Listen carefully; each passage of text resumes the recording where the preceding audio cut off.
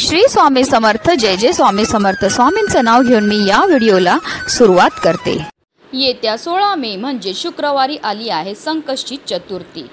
हिंदू धर्मात भगवान गणेशाला विघ्नहर्ता म्हणजे सर्व अडथळे दूर करणारा देव मानला जातो। असे म्हटले जाते की जर भगवान गणेशाची नियमित पूजा केली तर जीवनातील संकट कमी होतात आणि सुख समृद्धी येते। पंचांगानुसार वैशाख महिन्यातील कृष्ण पक्षाची चतुर्थी तिथी शुक्रवारी 16 मे रोजी पहाटे 4:03 सुरू होईल, जी दुसऱ्या दिवशी शनिवारी 17 मे रोजी पहाटे 5:13 असणार आहे आणि उदय तिथीनुसार 16 मे रोजी एकदंत संकष्टी चतुर्थीचं व्रत हे पाळलं जाईल।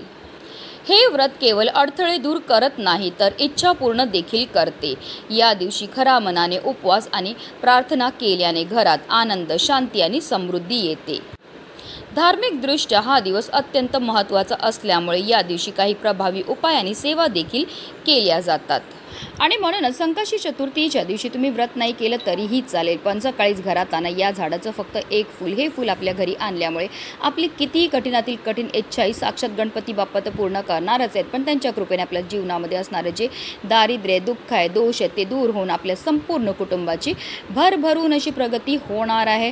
तर ते कोणतं फूल आहे, कोणत्या वेळेत आपल्याला घेऊन यायचं त्याबद्दल सविस्तर आणि महत्त्वाची अशी माहिती मी तुम्हाला या व्हिडिओमध्ये देणार आहे। तर व्हिडिओ पूर्ण पहा आणि जर तुम्ही माझ्या चॅनलवर नवीन असतील तर चॅनलला सबस्क्राइब करा आणि शेजारी बेल आयकॉन सुद्धा प्रेस करा, जेणेकरून तुम्हाला माझ्या नवनवीन व्हिडिओचं नोटिफिकेशन हे मिळत राहील आणि तुम्ही एक पण व्हिडिओ मिस करणार नाही। आणि कमेंटमध्ये ओम गणगणपते नमः लिहायला विसरू नका। संकष्टी चतुर्थीच्या दिवशी आपल्याला सकाळी ब्रह्ममुहूर्तावर उठायचं आणि अंथरुणामध्येच आपल्याला गणपती बाप्पांचं स्मरण करायचं आहे, कारण असं म्हटलं जातं ब्रह्ममुहूर्तावर आपण जे पण कार्य करतो त्यामध्ये आपल्याला 100 पटीने पुण्यफळ हे प्राप्त होत असतं। त्यानंतर आपल्याला स्वच्छ वस्त्र हे परिधान करायचे, जर शक्य असेल तर लाल किंवा पिवळ्या रंगाचे वस्त्र परिधान करा।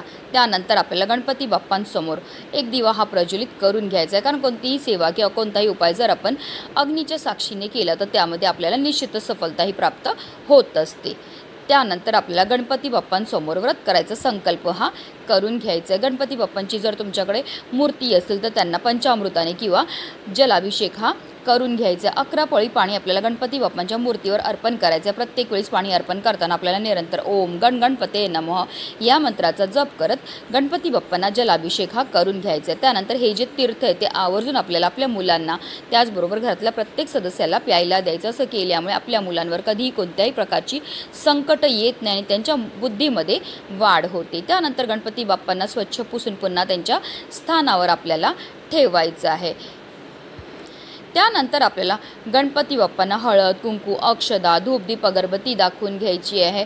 त्यांना जास्वंदीचं फूल अतिशय प्रिय ते अर्पण करायचं। त्याचबरोबर 21 दुर्वांची जुडी जी आहे ते आपल्याला अर्पण करताना आपल्या मनातली इच्छा बोलायची आणि गणपती बाप्पांच्या चरणावरती दुर्वाची जोडी जी आहे ती अर्पण करायची। त्याचबरोबर गणपती बाप्पांना गोडाचा नैवेद्य हा अर्पण करायचे। तुम्ही मोदकाचा नैवेद्य दाखवू शकतात किंवा तिळाचे लाडू दाखवू शकतात किंवा तुम्ही गुळ खोबऱ्याचा नैवेद्य दाखवला तरीही चालणार आहे। त्यानंतर गणपती बाप्पांची आरती करून घ्यायची आहे। तसेच आपल्याला ओम गणगणपते नमः किंवा ओम वक्रतुंडाय नमः या मंत्राचा 108 वेळा जप हा करायचा आहे।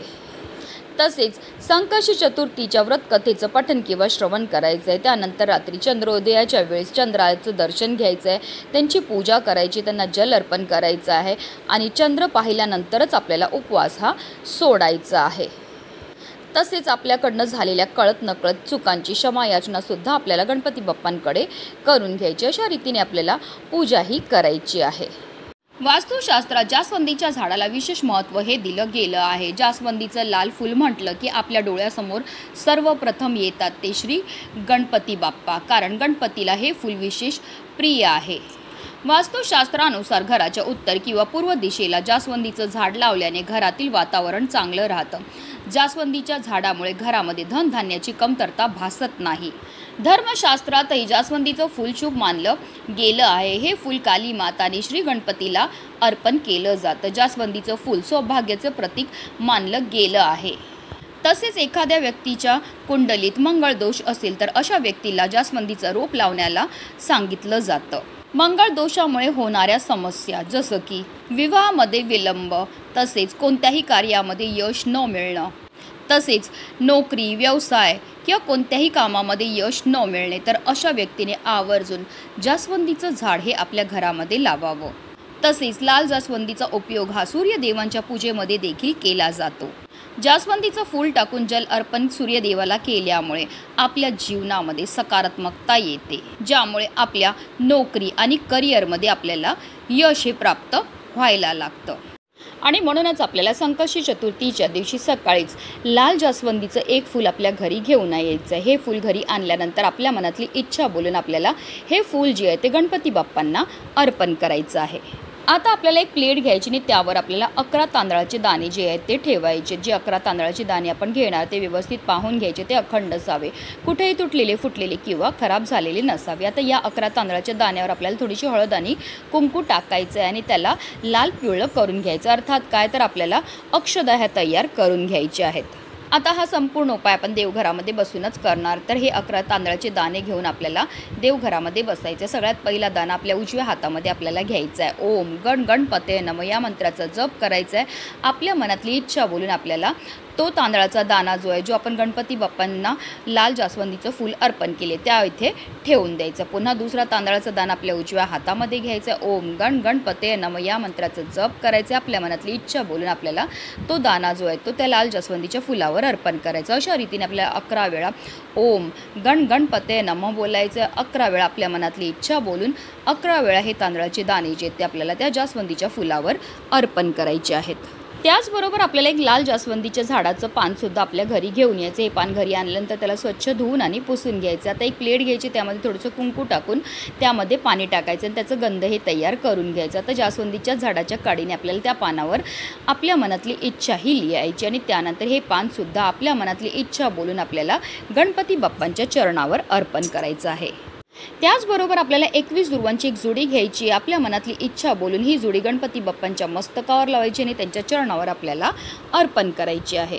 संपूर्ण दिवसभर या वस्तू गणपती बाप्पांच्या चरणावरच अर्पण करून ठेवायचे. आता संध्याकाळी 5 वाजल्यानंतर आपल्याला काय करायचं, जे जास्वंदीचं फूल त्याचबरोबर इच्छा लिहिलेलं पान आणि 21 दुर्वांची जी जोडी आहे त्यांना एकत्र एका दोऱ्याने आपल्याला बांधून घ्यायचं. त्याचबरोबर जे 11 तांदळाचे दाणे आपण अर्पण केलेत या सर्व वस्तू घेऊन जायचं आपल्याला गणपती बाप्पांच्या मंदिरामध्ये जाऊनच आपल्याला हा उपाय जो आहे तो करायचा. गणपती बाप्पांच्या मंदिरामध्ये गेल्यावर आपल्याला सर्वप्रथम गणपती बाप्पांसमोर दिवा प्रज्वलित करून घ्यायचा आहे. गणपती बाप्पांना हळद कुंकू अक्षदा धूपदीप अगरबत्ती दाखवून घ्यायची. गोडाचा नैवेद्य घेऊन गेले असतील तर तो अर्पण करून घ्यायचा आहे आणि त्यानंतर 21 दुर्वांची जोडी, जास्वंदीचं फूल आणि इच्छा लिहिलेल्या पानाची जी जोडी आपण तयार केलेली ती पुन्हा एकदा आपल्या मनातली इच्छा बोलून गणपती बाप्पांच्या मस्तकावर लावायची आणि त्यांच्या चरणावर अर्पण करायचे. त्याचबरोबर जे 11 तांदळाचे दाणे सुद्धा जे आहेत ते आपल्याला आपल्या मनातली इच्छा बोलून गणपती बाप्पांच्या चरणावर अर्पण करायचे आणि हात जोडून गणपती बाप्पांना प्रार्थना करायची. आपल्या मनातली इच्छा जी आहे ती पूर्ण होण्याकरता आपल्याला मनोभावे प्रार्थनाही करायची. हा उपाय मंदिरामध्ये जाऊन केल्यामुळे आपली कितीही कठीणातील कठीण इच्छाही साक्षात गणपती बाप्पा पूर्ण करतात. कारण संकष्टी चतुर्थीच्या दिवशी नेहमीच्या तुलनेत 1 सहस्त्रपटीने जास्त गणेश तत्व कार्यरत असतात आणि जर आपण उपाय मंदिरामध्ये केला तर आपल्याला केलेल्या उपायाचं त्वरित वेळ प्राप्त होत असतं. म्हणूनच व्हिडिओ जास्तीत जास्त लोकांपर्यंत शेअर करा. श्री स्वामी समर्थ. जय जय स्वामी समर्थ. गणपती बाप्पा मोरया.